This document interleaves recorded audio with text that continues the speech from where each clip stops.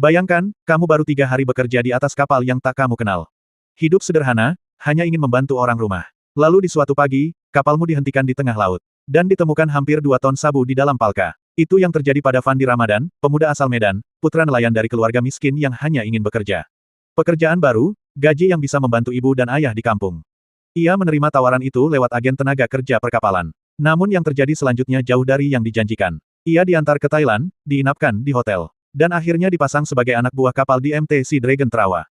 Baru 3 hari di atas kapal, ia akhirnya ditangkap bersama kru lain. Petugas dari BNN dan Bea Cukai menghentikan kapal. Dan membuka 67 kardus yang ternyata berisi narkotika hampir 2 ton. Barang yang nilainya diperkirakan setara 4 triliun rupiah. Bagi jaksa penuntut, fakta itu cukup untuk menuntut hukuman mati terhadap Fandi dan 5 kru lainnya.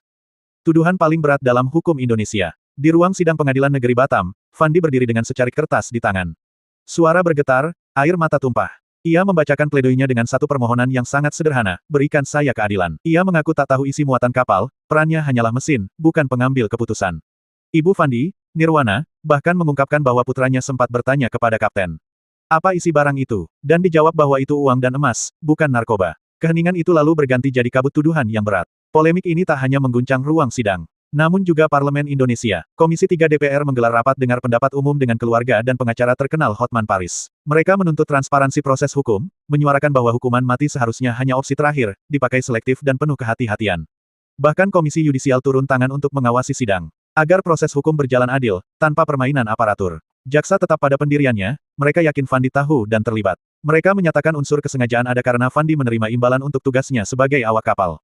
Tapi kenyataannya, bukti bahwa Fandi berniat menyelundupkan sabu masih diperdebatkan oleh publik dan pengamat hukum.